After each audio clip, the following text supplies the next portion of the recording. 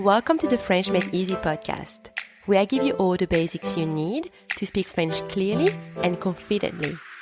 I'm your host, Mathilde, and I'm a French teacher, mompreneur, and bread and cheese lover. Join me as I dive into all things French for beginners and deliver to you bite-sized, easy-to-follow lessons every Tuesday. Let's get started. On commence.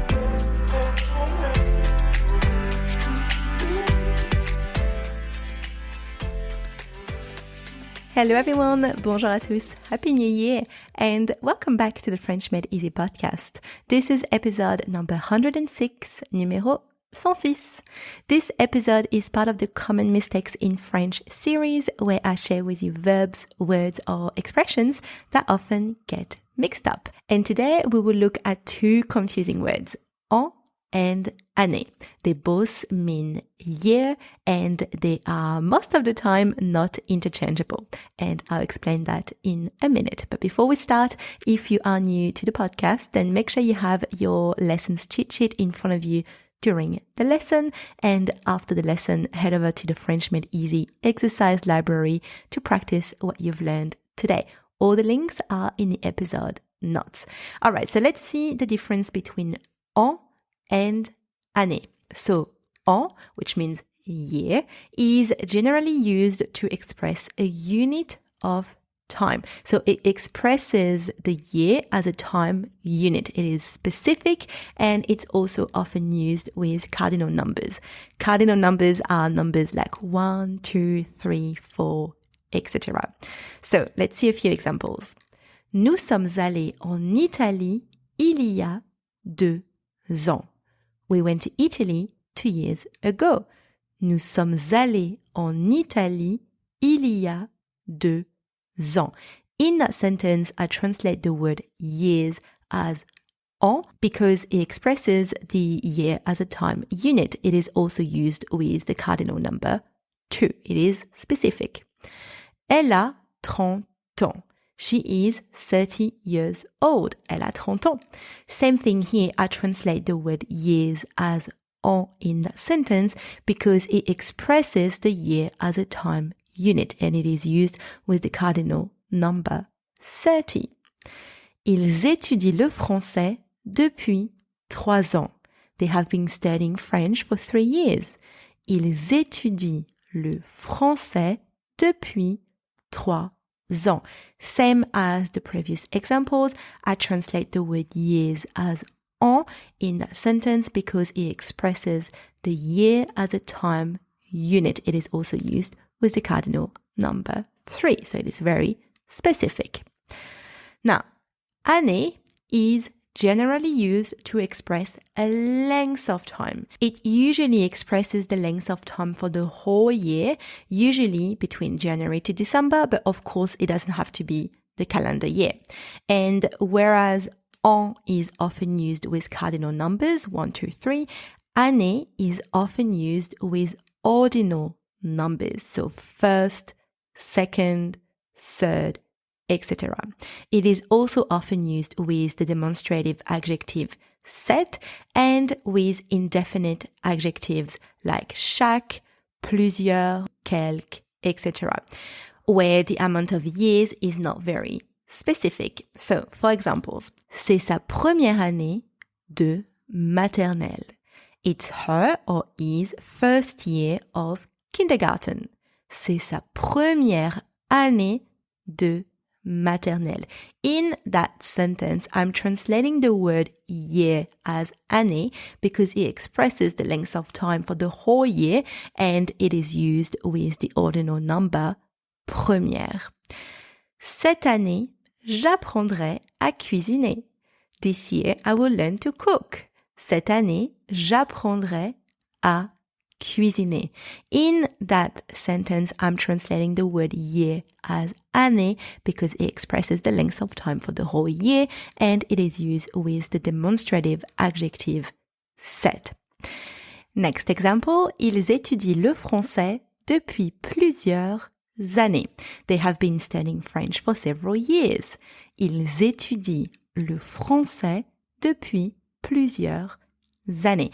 In that sentence, I translate the word years as année because it doesn't express a specific amount of years. It's used with plusieurs, many or several. So in all of those examples, you cannot replace the word en with the word année and vice versa. But there are some cases where en and année are interchangeable. And a common example is with the expressions last year and next year. So last year can be l'an dernier, or it can also be l'année dernière. And next year can be l'an prochain, or it can also be l'année prochaine. So usually these expressions are interchangeable. So you can say, for example, j'irai en France l'année prochaine. I will go to France next year. J'irai en France l'année prochaine. But you can also say l'an prochain, j'irai en France. Next year, I will go to France. L'an prochain, j'irai en France. Now, attention, very important note here. En is a masculine noun and année is a feminine noun. And it matters because you have to make sure that you match, at least in that sentence, the adjective with the noun en and the noun année. So don't say l'année prochain, say l'année prochaine. And I teach all about the agreement in gender and also in number in my course, French Grammar Made Easy. You will see the link in the episode notes. And another note for the expression every year, you can use both chaque année and tous les ans interchangeably. So for example, je vais en France chaque année. I go to France every year. Je vais en France chaque année. Or you can also say, je vais en France tous les ans. I go to France every year. Je vais en France tous les ans. Attention though, don't say chaque an and toutes les années. Chaque année and tous les ans. So let's do a quick recap. Both an and année mean year, but they are most of the time not interchangeable. An is generally used to express a unit of time, and it usually expresses the year as a time unit, often used with cardinal numbers 1, 2, 3, etc. Par exemple, nous sommes allés en Italie il y a 2 ans.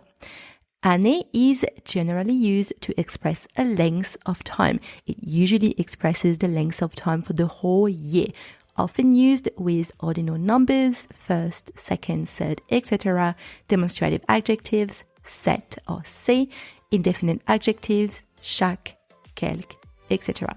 Cette année, j'apprendrai à cuisiner. And that is now the end of today's episode. I hope you enjoyed it. Now you know the difference between en and année. Don't forget to download your lessons exercises by clicking the link in the episode note. I'll chat with you next week. À bientôt. Bye.